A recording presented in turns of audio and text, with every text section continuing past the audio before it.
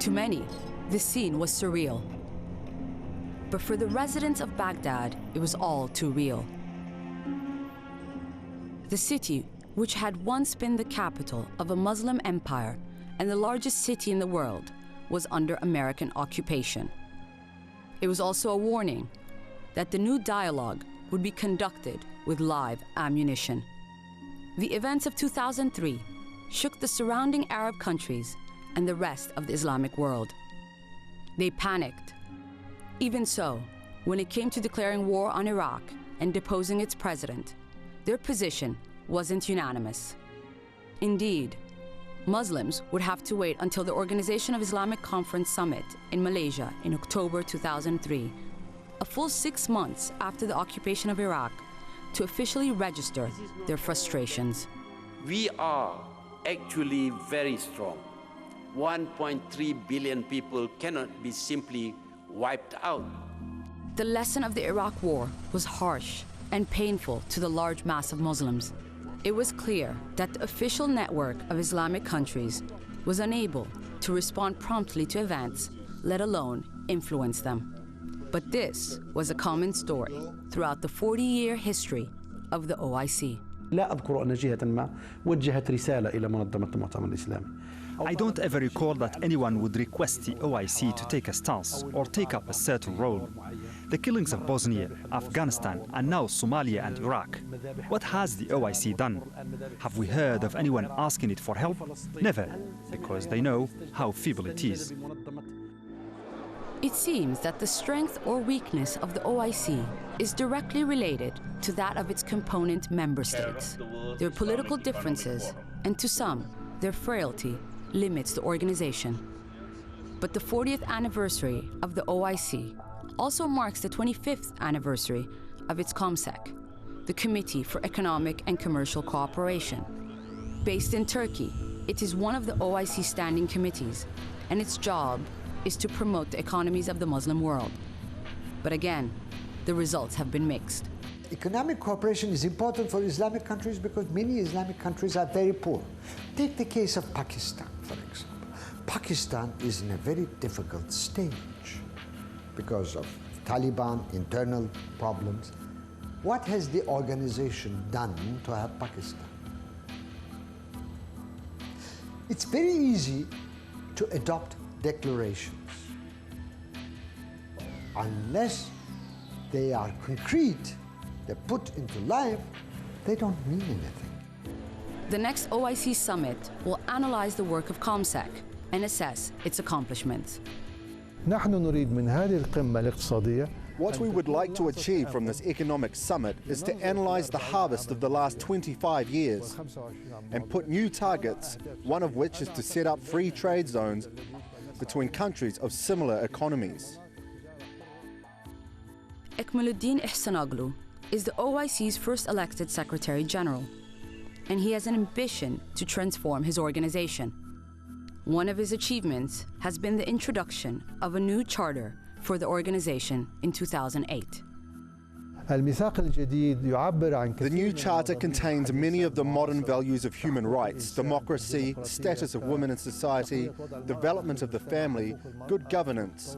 All of these represent the hopes of Muslim societies for a better tomorrow. And for many around the world, hope was in the air in the first month of 2009. Some Muslims saw the election of a new American president as a new beginning. The architects of the Iraq War had left office, and a new man, seemingly different in every way, had taken their place.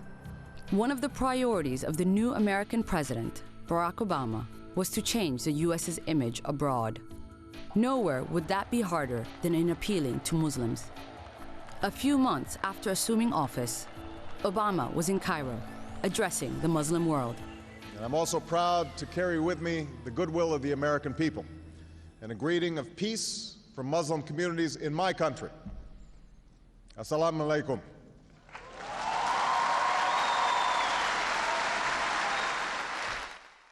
I've come here to Cairo to seek a new beginning between the United States and Muslims around the world.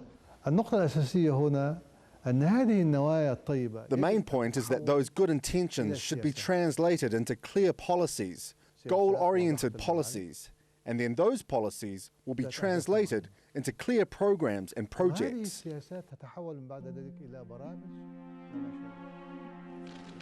A few weeks after the American president's speech in Cairo, a diplomatic delegation visited the headquarters of IHSANOGLU, the OIC's 30-year-old Islamic educational, scientific, and cultural organization, at its headquarters in the Moroccan capital, Rabat. We're here at IHSANOGLU today because we believe that there are a lot of opportunities for cooperation between the United States and Muslim countries. And as the representative of the organization that brings together 50 Muslim nations, we believe it's really important to continue the dialogue that President Obama has begun with Muslims around the world. And our purpose today was to talk about the very beginnings of things that we might do together in terms of education, in terms of exchanges, in terms of youth programs. The IHSANOGLU is the OIC's equivalent of the UN's UNESCO, and it has been active recently in youth exchange programs between Moroccan youth and others from Europe.